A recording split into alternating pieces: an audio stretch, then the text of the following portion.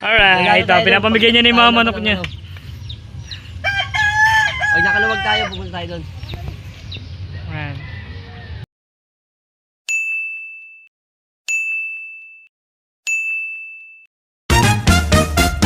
Wala tayong mic today.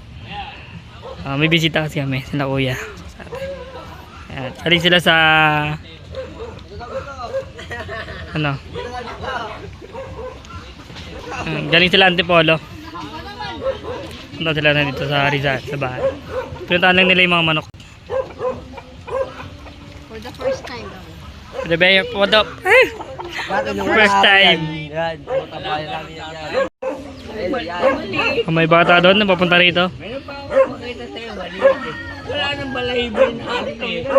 Sabihan ko lang sa haba. Ayan. Hindi, parang puso ang katawan. Puro manok hanggang likod yan yung manok dito. Okay, bibigyan kita ng gulong mahaba. Yung may mahaba, o ayaw mo yan. Kasi yung sumaba, pag nagustuhan ko, Sige, sige. Lagay mo, balik mo. Yun ang lagay ko sa'yo mahaba.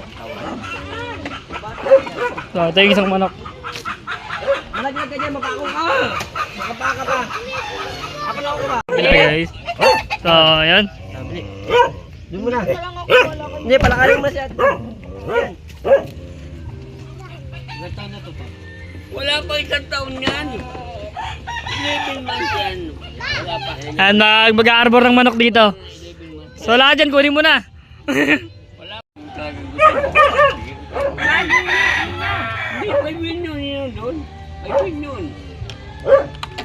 Dami pa rin manok dito. Kada. May pangalan pala yung manok dito, 5 win daw.